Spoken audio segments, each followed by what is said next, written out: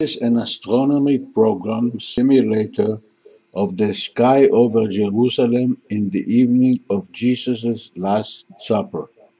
According to the first three Gospels of the New Testament, it was a ritual Passover meal called Seder, but according to the fourth Gospel of John, it was held on the night before the Seder.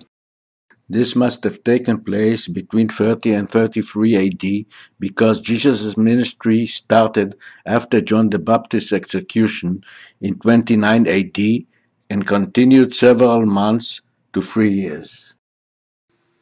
Here at 29, John records that the disciple believed Judas was going to buy provisions for the Seder on the next night. After this Last Supper, Jesus is arrested, tried, and executed. In John specifically say that this was the day of preparation for the Passover, that is to say, Passover Eve. Passover always occurs on the first full moon of spring. Searching for a full spring moon that fell on a Saturday between 30 and 33 AD, we find that precisely such an astronomical event occurred on April 8, 30 AD. Therefore, Jesus must have been crucified on the afternoon on Friday, April 7, 30 AD. This is a map of Jerusalem at the time. Jesus was buried either in the north side of the city called Bezeta or anywhere near the city walls in the south.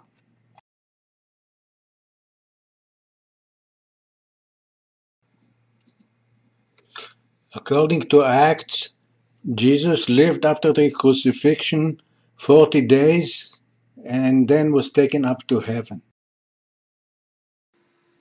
According to Luke, here at 50:51, Jesus was uplifted to heaven from Bethany. Images taken from the Talpiot ridge looking due north show Jerusalem with the Temple Mount and the Old City to the left, Mount of Olives to the right, and the village of Bethany on its southern slope.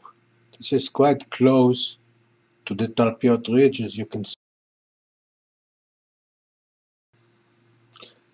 The Talpiot tomb is located about 200 meters to the south of where the pictures were taken on the ridge. This is the concrete slab covering the tomb. This is the facade of the tomb.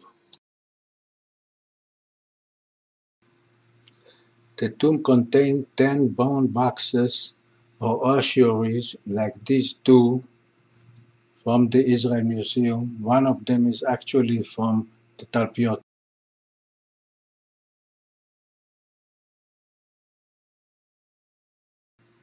This ossuary translates to Jesus, son of Joseph.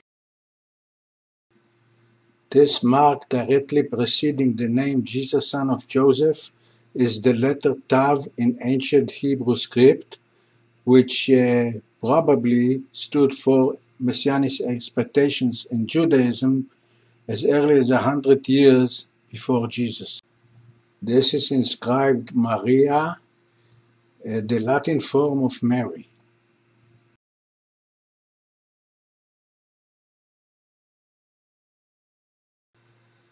This bone box is inscribed Yoseh, a contraction of the name Joseph.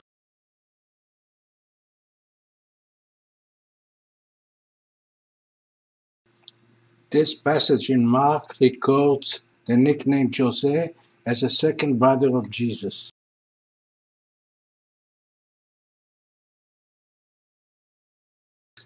The inscription on this ossuary translates to Matthew. These passages from the New Testament Gospels of Matthew and Mark show that a person called Matthew was also called Levi, son of Alphaeus, and Alphaeus was a brother of Joseph, the father of Jesus. We know this by connecting dots in the New Testament and external Christian sources.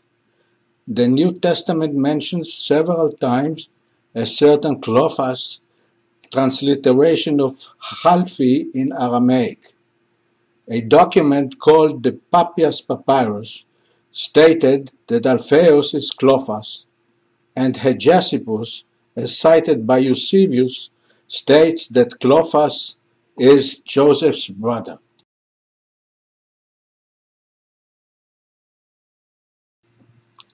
This ossuary is marked Mary and Martha.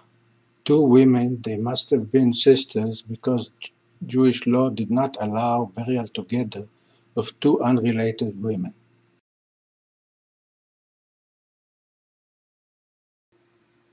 These are two sisters of New Testament fame mentioned in these passages. It even says that Jesus loved Mary and Martha. Intimate contact with a man, as described in this passage of John 12:3, was allowed only to a woman who was an immediate blood relative of that man, his wife, or a working woman. That's all. Therefore Mary, sister of Martha, was quite possibly by elimination Jesus' wife or in the process of becoming his wife. The inscription on this ossuary translates to Judah, son of Jesus.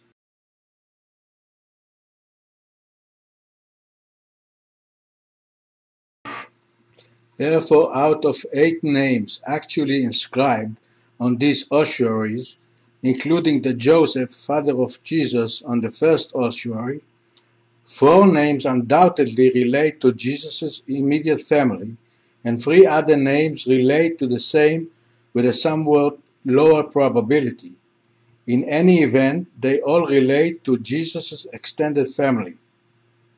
The 8th name is Yehuda bar Yeshua, must have been the son of Jesus and one of the sisters, Mary or Martha. More likely Mary, as explained before. This Mary, sister of Martha, could or could not have been Mary Magdalene. Bottom line, ask yourself inversely a hypothetical question. If the Talpiot tomb hadn't yet been found, how would Jesus' family tomb have looked? Which ossuaries would it have contained? To when would it have been dated? And where would it have been located? I would have thought of a tomb just like the tomb we're discussing. It fits perfectly with what I'd have expected Jesus' family tomb to be. Right place, right period, right names.